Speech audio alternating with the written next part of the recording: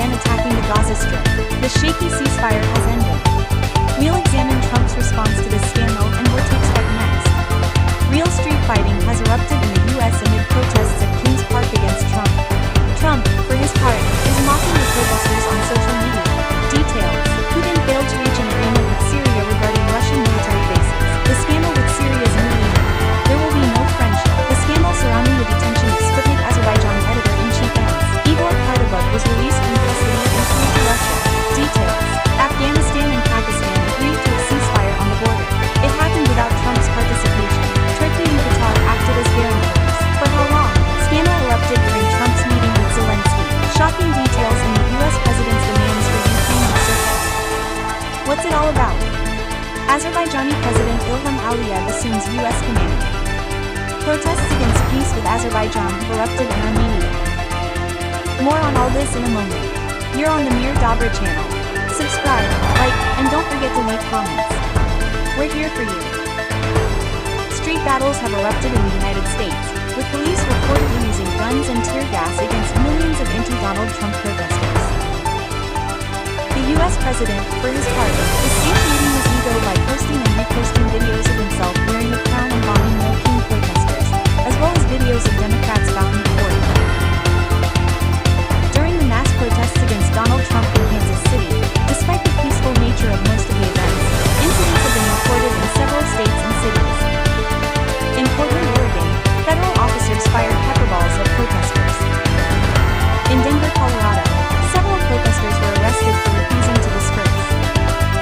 Earlier, there were reports of a shooting in Salt Lake City, Utah, and a driver driving into a crowd in Virginia. The protests continue, and we are closely monitoring the situation. The ceasefire has broken. The Israeli Air Force has begun striking the center of the Gaza Strip. Israel reports that the IDF is carrying out the strikes in response to Hamas's attack on Israeli troops in the Rafah area. The IDF has declared a grave violation of the ceasefire by the Palestinian group Hamas and has launched strikes in the Gaza Strip. The IDF noted that militants fired at Israeli soldiers who, in accordance with the terms of the agreement, were destroying terrorist infrastructure in the Rafah area on the border with Egypt. A 26-year-old major and a 20-year-old staff sergeant were killed.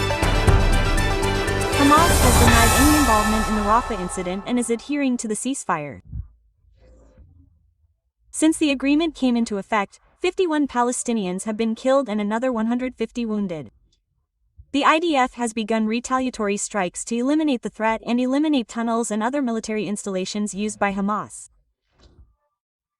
Israeli Prime Minister Benjamin Netanyahu ordered the IDF and security services to take decisive action against terrorist targets in the Gaza Strip following militant attacks on soldiers. Israel also suspended humanitarian aid deliveries to the Gaza Strip until further notice. U.S. President Donald Trump stated that Hamas promised to disarm and added, "If we have to, we will disarm them," specifying that this will be done by himself, the U.S., or its proxies, such as Israel. The international military contingent for the Gaza Strip is expected to be led by Egypt, while Azerbaijan, Indonesia, and Turkey will send significant numbers of troops. Putin failed to reach an agreement with Syria regarding Russian military bases. The fate of 2 Russian military bases in Syria remains unresolved, despite the recent visit to Moscow of Hamas leader Ahmed al-Ashar and Russian President Vladimir Putin's offer of friendship. The countries are currently discussing a revision of the agreements, including on this issue, said Syrian Foreign Minister Assad Ashabani.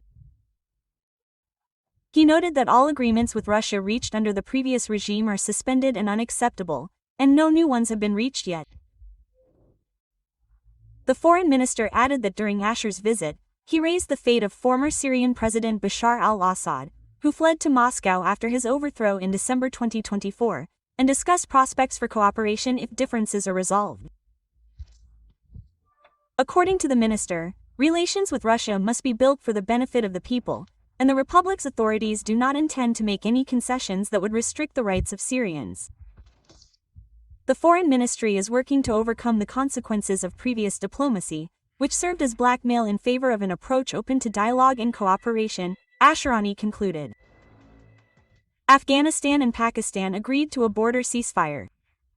After a week of armed clashes, Afghanistan and Pakistan reached an agreement on an immediate ceasefire. The talks took place in Doha with the mediation of Qatar and Turkey.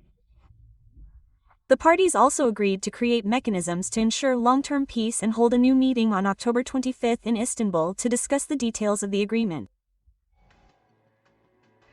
Sputnik Azerbaijan editorial director Igor Kordovuk has been released from custody and flown to Russia, according to Russian Foreign Ministry spokesperson Maria Zakharova. Sputnik Azerbaijan journalists were detained in Baku on June 30. On July 1, editorial director Kordovuk and editor-in-chief Yevgeny Belousov were remanded in custody for 4 months. Additionally, 8 more Russian citizens were detained and remanded in custody in Baku on July 1, accused of drug trafficking from Iran, online trafficking of illegal substances, and cyber fraud. They remain in custody. Only the propaganda publication's employees were released. Do you think this release was fair? Cooperation between Azerbaijan and the United States is deepening. Azerbaijani President Ilham Aliyev received commander of the U.S. Central Command and Navy Admiral Brad Cooper. During the conversation, the development of bilateral relations between Azerbaijan and the United States was noted with satisfaction. Recently, an exchange of views took place on prospects for cooperation in the military and military technical spheres. The guest congratulated Aliyev on the successes achieved in advancing the peace agenda between Azerbaijan and Armenia, during a meeting with the U.S. President in Washington. Russia is already disgruntled over the strengthening partnership between Baku and Washington. At the same time, a rally by the pro-Russian opposition and supporters of the Free Karapetyan movement took place in Yerevan. Participants spoke out against the peace agreements between Armenia and Azerbaijan brokered by Washington and demanded the release of political prisoners accused of calling for a military coup. The situation there is escalating. We will monitor developments. Iran announced the termination of the 2015 Joint Comprehensive Plan of Action, JCPOA, which envisaged curbs on Tehran's nuclear program in exchange for the lifting of international sanctions. This was reported by The Guardian. From now on, all provisions of the 2015 agreement, including restrictions on the Iranian nuclear program and the corresponding mechanisms, are considered terminated, the Iranian Foreign Ministry stated. At the same time, the ministry emphasized that the country resolutely expresses its commitment to diplomacy. The meeting between the U.S. and Ukrainian presidents repeatedly descended into heated arguments. Trump repeatedly swore at each other, and afterwards, Zelensky remained very negative, according to journalists close to the meeting. According to reports, the meeting went as follows. Trump rejected maps of the front lines in Ukraine and demanded that Zelensky hand over all of Donbass to Putin and repeat Putin's talking points from the phone call. Ukraine, however, managed to persuade Trump to support a freeze on the current front lines. However, the meeting revealed the capriciousness of his position and his willingness to support Putin's maximalist demands. Zelensky sought a Tomahawk cruise missile from Trump, but was rebuffed.